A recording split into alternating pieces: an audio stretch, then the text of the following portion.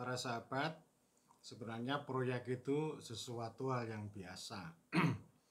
Proyek adalah sebuah tindakan konkret untuk mengeksekusi kebijakan sebagai sebuah bagian dari program, ya dia mewujudkan hal-hal yang lebih konkret. Misalnya proyek membangun rel kereta, membangun jalan tol, membangun apa lagi ya, membangun tower, membangun jalan dan sebagainya. Itu hal yang biasa. Jadi ini menjadi bagian dari program, mohon maaf. Misalnya ada program tentang ekonomi desa begitu, maka salah satu item dari program itu adalah proyek untuk membangun infrastruktur atau membangun perangkat digital dan sebagainya. Ya, itu hal yang biasa. Kalau orang barat itu bicara proyek itu hal yang biasa. Atau perusahaan-perusahaan swasta itu, teman-teman itu biasalah. Kita punya proyek di sini, di situ gitu. Atau BUMN punya proyek untuk membuat pabrik baru, itu hal yang biasa. Tetapi proyek itu menjadi hal tidak biasa dan mengalami kekacauan ketika proyek itu diterapkan untuk manusia.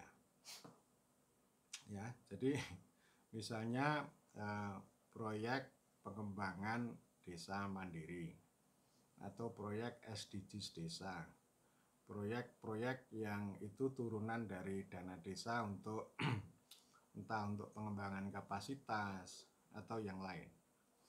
Jadi artinya sebenarnya ya proyek itu sifatnya fisik kasat mata. Tetapi kalau ini proyek itu diterapkan pada manusia atau pada kegiatan yang tidak kasat mata, itu menjadi masalah.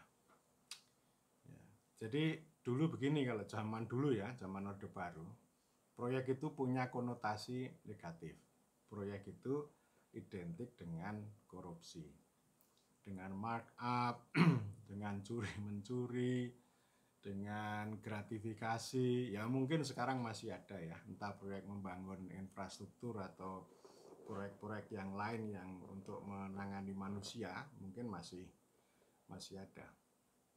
Tetapi yang mau saya katakan bahwa hari-hari ini karena di zaman zaman neoliberal, zaman teknokrasi yang berkuasa, jadi proyek itu bukan sebuah eksekusi atau tindakan mengeksekusi menjadi sesuatu tindakan yang konkret.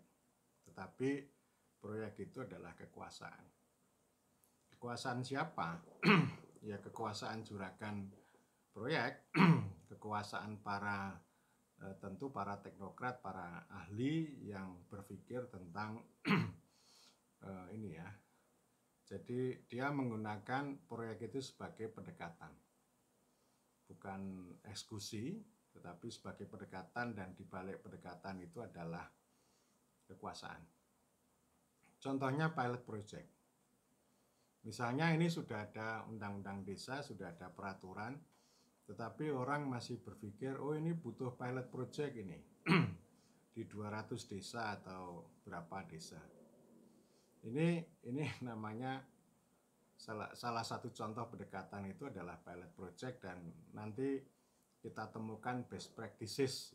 Jadi pilot project, best practices, kemudian output, outcome dan sebagainya itu adalah rangkaian kata kunci dari pendekatan proyek.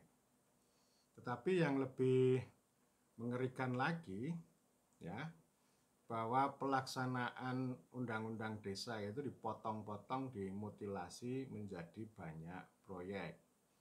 Entah proyek stunting, proyek laparisasi desa, proyek labelisasi desa, proyek SDGs desa, proyek BUM desa, proyek-proyek yang lain. Jadi ini maksud saya, ini proyek itu sebagai pendekatan tadi ya, kotak-kotak tadi ya, kompartemenisasi para teknokrat. Ada yang concern di bidang perencanaan ya, nanti dia akan membuat proyek perencanaan. Ada orang yang suka inovasi ya, dia akan membuat proyek inovasi.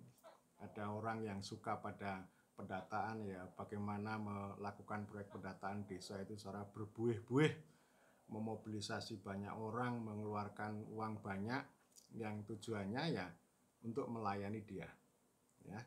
Jadi salah satu pendekatan proyek itu ya bersifat teknokratik, apa yang muncul di kepalanya dia, lalu desa itu sebagai lokus, sebagai fokus, sebagai objek. Jadi pendekatan proyek itu begitu. Ini sebuah kekuasaan yang melayani dirinya sendiri. Saya tidak percaya dengan omongan big data desa, data kreasi atau pendataan desa itu untuk memperkuat desa. Saya tidak percaya. Itu hanya untuk permainan ya orang-orang yang berpikir dan kemudian menjadi juragan proyek itu sendiri. Jadi desa itu ya menjadi objek untuk perhitungan angka-angka sekaligus untuk pertunjukan. Entah pertunjukan yang disampaikan kepada presiden atau kepada publik. Jadi proyek itu menghasilkan angka-angka yang digunakan untuk membius orang banyak. Dan itu apa namanya? Ya yang penting penjelasan istilah Mas Jarwo, Fajar Sudarwo itu pokoknya yang penting penjelasan. Kalau penjelasannya baik, ya itu dia sukses. Dan penjelasan ini menjadi bagian dari rangkaian kegiatan pendekatan proyek. Dan penjelasan yang semakin baik, semakin meyakinkan banyak orang, itulah kekuasaan. Jadi kalau Anda membayangkan kekuasaan itu jangan hanya soal tahta, jangan hanya soal jabatan, tetapi yang namanya instrumen, pendekatan proyek, kemudian angka, output, tabel dan sebagainya, itu juga kekuasaan. Kekuasaan yang di satu sisi dia mengatur desa. Desa harus begini, harus begitu, harus do and don't, tidak boleh begini, tidak boleh begitu. Jadi desa diatur sedemikian rupa, Anda harus menyediakan smartphone yang speknya begini, karena nanti untuk memasang aplikasi untuk pendataan ini itu layak, memadai. Kemudian juga Anda harus mengisi sejumlah form, indikator, Anda harus mengikuti kode rekening, Anda harus begini, harus begitu, dan sebagainya. Jadi ini sekali lagi bahwa proyek itu termasuk proyek, tentu ya PLT itu juga termasuk. Jadi ini proyek ini bukan mengeksekusi kegiatan yang konkret, tapi yang paling penting justru kekuasaan yang mengatur desa. Karena itu ini judul yang mau saya ambil nih. Ini proyek itu adalah jenis kekuasaan yang mengatur desa. Ya, untuk tujuan-tujuan dia, bukan tujuan desa, bukan. Tujuan desa bukan seperti itu. Desa itu tidak membayangkan data kreasi di big data yang canggih, karena big data desa itu sebenarnya yang menikmati bukan orang desa, tapi orang lain. Termasuk nanti para pembeli data itu ya. Lalu yang kedua, dari kuasa mengatur itu, maka ini adalah jenis kekuasaan yang melayani diri sendiri. Ya perancangnya, ya pelaksananya, ya juragannya, ya mandor proyeknya.